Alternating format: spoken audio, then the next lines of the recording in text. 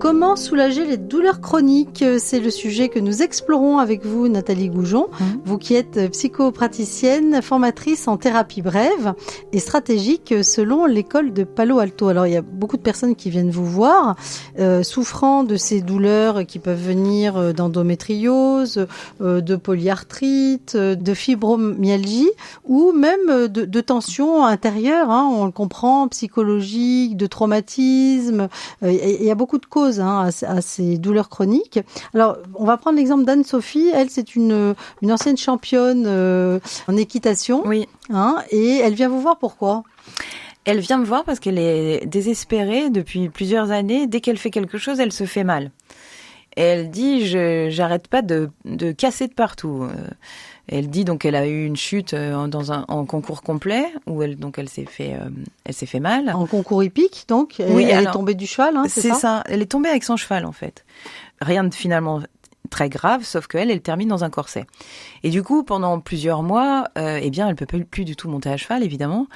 Donc, on lui retire la jument dont elle s'occupait. Donc, elle était hyper triste. Et puis, elle arrête toute activité physique alors qu'elle s'entraînait fortement. Donc, oui, on passe de tout à rien. Et ça, exact. C'est souvent l'erreur, c'est que se dire que, parce que j'ai eu un accident, je ne peux plus rien faire. Donc... Oui, et puis il y avait ce côté championne en fait, où c'est tout ou rien, un peu quelque chose comme ça, de championne, d'orgueil presque.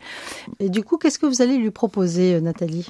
Et donc, dans l'histoire d'Anne-Sophie, d'abord je constate ça avec elle, que finalement elle est dans une situation que les médecins appellent le déconditionnement physique, et que de temps en temps elle prend un petit coup de sang, comme on dit chez les chevaux, pour faire quelque chose à nouveau. Donc elle part en rando avec son amoureux ou avec des amis, mais en force, comme elle faisait avant, sauf qu'avant son corps était entraîné. Là, il est complètement déconditionné. Donc, je lui dis, en thérapie, je me rappelle lui avoir dit, mais jamais vous feriez ça avec un cheval, je vous signale. Mais vous faites ça avec votre corps. Bref. Et donc, on se rend compte toutes les deux qu'elle a une sorte de rééducation à faire, de réentraînement et de oser dire aux autres, pour l'instant, mon kiné, mon coach, qui elle veut, m'interdit de faire une rando aussi longue. Donc, excuse-moi, je vais pas venir avec vous pour l'instant. Oui, et vous lui proposez aussi de trouver des coachs pour continuer à l'entraîner finalement, mais avec ses capacités actuelles, pas rester toute seule là-dedans non plus. Exactement, je lui ai dit, mais quand vous étiez au championnat de France, vous aviez des coachs tout le tour du ventre, des gens qui vous aident à faire de la préparation mentale, des coachs qui vous entraînent physiquement, vous et votre cheval, et là, vous n'avez plus rien. Et donc, elle s'est dit, mais oui, bien sûr, c'est pas parce que je suis blessée que j'ai plus droit à rien, quoi. Et quand je l'ai vue à la fin, elle remontait un peu... un cheval en dressage, oui, et elle commençait un peu... Et puis un jeune cheval aussi où elle se disait, j'ai rien à perdre, je vais lui apprendre à faire les choses comme il faut, et donc je recommence tout doucement avec lui. Alors, on voit avec tous ces exemples que vous nous proposez, Nathalie Goujon, dans votre ouvrage Serre-douleur, que finalement, l'idée, c'est de pas forcément lutter contre la douleur, c'est contre-productif. Oui, tout à fait.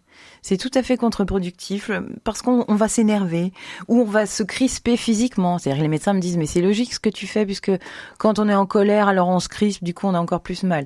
Oui, ou alors on peut le dire de manière plus métaphorique, la douleur chronique envoie un message qui est quoi ? Lutter contre une douleur qui survient pas par hasard, c'est toujours une mauvaise idée, oui. Oui, donc finalement la douleur est comme un baromètre ou un message à nous délivrer et il faut plutôt accueillir, c'est ça, les émotions et les pensées qui viennent ? Oui, souvent j'observe ça. Ce qu'il y a, c'est que c'est très difficile à faire tout seul. C'est pour ça que je suis là, parce que c'est insupportable d'accueillir une douleur. Quand on a mal en continu, c'est inadmissible en fait de faire ça. Sauf que parfois ça amène des choses extrêmement étonnante. En étant accompagné, oui. On a bien compris. Oui, tout seul c'est dur à faire. Oui, mais j'ai des patients qui arrivent un peu, ou qui ont lu là récemment le livre et qui disent j'ai trouvé des pistes, mais par exemple dans tel cas j'y arrive pas. Donc moi j'apporte juste ce qui leur manque, vous voyez. Oui, on peut revenir. D'ailleurs, vous citez des cas de personnes qui reviennent aussi parce que la douleur peut se réveiller. Exact, comme Rosemary par exemple. Oui, tout à fait. Alors, du coup, votre conclusion, c'est on peut toujours faire quelque chose pour aller mieux et soulager la douleur. C'est la bonne nouvelle. Oui, je le crois vraiment. Tout à fait. On peut toujours amener un soulagement, même quand on a tout essayé. Et même si on ne guérit pas complètement de la maladie. On est bien d'accord. Oui. Par exemple, j'ai vu un monsieur avant-hier en consultation qui a fait tout le tour de France, même ailleurs en Europe, qui a une cruralgie. Et donc lui, il souffre énormément et je me rends compte que ce soit chimiquement ou dans les thérapies non médicamenteuses, l'auriculothérapie, l'acupuncture, toutes sortes de thérapies, rien ne le soulage. Et donc je l'ai regardé et on s'est vu simplement 2 fois. Je lui ai dit, je crois que c'est vous qui allez réussir à vous soulager vous-même. Et avec une sorte de séance d'auto-hypnose et puis en le questionnant sur quand est-ce qu'il a mal, il a jamais mal quand il est avec les gens qu'il aime, par exemple.